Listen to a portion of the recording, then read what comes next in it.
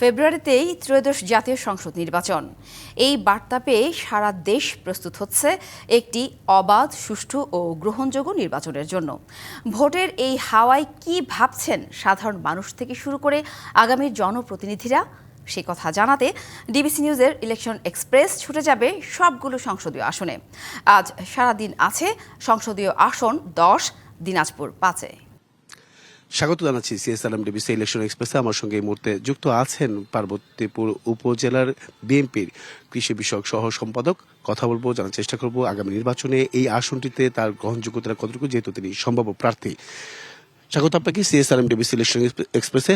আপনি নিজেকে কেন যোগ্য মনে করছেন এই আসনটিতে, দিনাজপুর 5 আসনটিতে? ধন্যবাদ। আপনারা জেনে থাকবেন, আমি গত 2018 সালে এই আমাদের পার্বতীপুর ফুলবাড়ি আসন থেকে প্রাথমিকভাবে মনোনয়নপ্রাপ্ত হয়েছিলাম। পরবর্তীতে যেনাকে মার্কা দেয়া হয়েছিল, আমি তেনার সঙ্গে কাজ করেছি এবং রেগুলার কাজ করেছি, সেটার একটা ভালো রেজাল্টও এসেছে। তো আমি মনে করি আমি একজন সমাজসেবক, আমি একজন সমাজকর্মী। সেই হিসেবে আমি বিগত 2003 সাল থেকে আমাদের পার্বতীপুর ফুলবাড়ি তথা রাজশাহী থেকে পঞ্চগড় পর্যন্ত হাজারখানেক মসজিদ আল্লাহ তাআলা আমার হাত দিয়ে নির্মাণ করেছেন। তার মধ্যে আমাদের পার্বতীপুর এবং ফুলবাড়িতে এমন কোনো ইউনিয়ন নেই যে ইউনিয়নে আমি 6টা থেকে 10টা পর্যন্ত মসজিদ বানাইনি বিদেশি টাকায়, এবং এমন কোনো ওয়ার্ড নেই যে ওয়ার্ডে 30টা থেকে 100টা পর্যন্ত অগভীর টিউবওয়েল আমি স্থাপন করে দেইনি। তো আমি মনে করি সমাজ কল্যাণমূলক যে কাজগুলো, সে কাজগুলোর মধ্যে হুইল চেয়ার বিতরণ প্রতিবন্ধীদের জন্য, তারপরে গরিব মানুষের বাড়ি নির্মাণ, গরিব মানুষকে ছাগল বিতরণ, গরু বিতরণ, এই সমস্ত ডেভেলপমেন্ট ওয়ার্ক, সেলাই মেশিন বিতরণ, এই সমস্ত ডেভেলপমেন্ট ওয়ার্ক আমি দীর্ঘদিন থেকে করে আসছি এবং আমি বিশ্বাস করি সাধারণ মানুষের মনে আমি একটা জায়গা করে নিতে পেরেছি। আপনি বলেছেন আমি এর আগেও তো আপনি মনোনয়ন প্রত্যাশী ছিলেন, তারপর দল আপনাকে দেওয়া হয়নি। তো এবার কি ভাবছেন, দল কতটা বিবেচনা করবে আপনাকে? এর আগে আমরা 4 জন মনোনয়ন চেয়েছিলাম, তার মধ্যে 2টা মনোনয়ন প্রাথমিকভাবে সিলেকশন হয়, 2টার মধ্যে আমি সেকেন্ড অবস্থানে ছিলাম।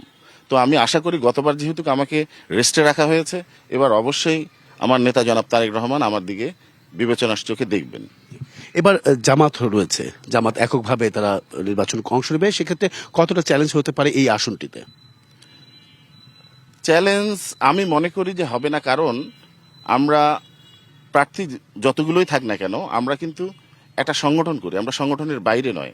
প্রার্থী যদি অন্য কেউ হয়, অন্য কেউকে যদি আমাদের সিনিয়র লিডাররা মনে করে যে অন্য কাউকে প্রার্থী করা হবে, সেখানে আমার আপত্তি থাকবে না। এবং আমি বিশ্বাস করি আমি যদি প্রার্থী হই তাহলে এই ব্যাপারে কারোর কোনো আপত্তি থাকবে না এবং কোনো ভেদাভেদ থাকবে না।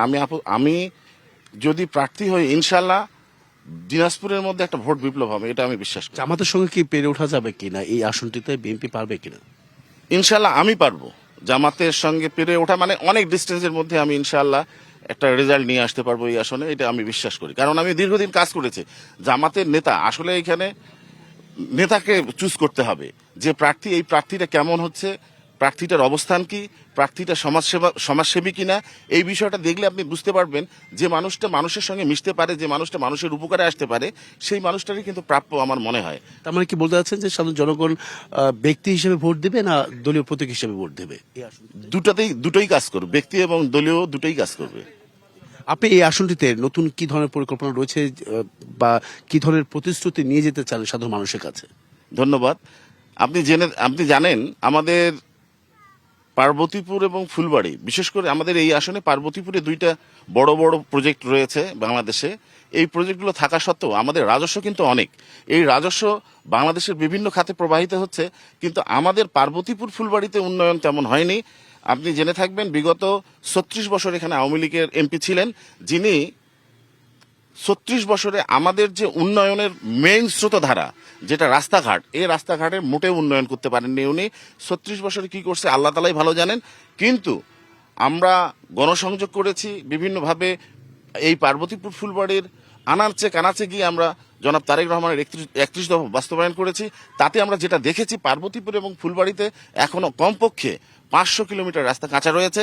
আমি বিশ্বাস করি আল্লাহ যদি আমাদের জাতীয়তাবাদী দলকে ক্ষমতায় নিয়ে আসে, আমি যদি এখানকার এমপি হতে পারি, তো আমি অবশ্যই আশা করব আমাদের রাস্তাঘাটটা আগে প্রাধান্য দেওয়া, শিক্ষা, স্বাস্থ্য ব্যবস্থা এবং আর যা যা সহ বিভিন্ন ধরনের কাজ করে যাবেন সেই প্রত্যাশাই রাখছে জনগণ, আপনিও রাখছেন। অসংখ্য ধন্যবাদ আমাদের সঙ্গে এতক্ষণ যুক্ত ছিলেন। পরবর্তী সংবাদ বেলা 12টায় থাকছে ভিন্ন কোনো রাজনৈতিক দলের তৃণমূল পর্যায়ে নেতাকর্মীরা কি ভাবছেন আগামী নির্বাচনকে কেন্দ্র করে সেসব বিষয়। সঙ্গে থাকুন CSRM DBC ইলেকশন এক্সপ্রেসের।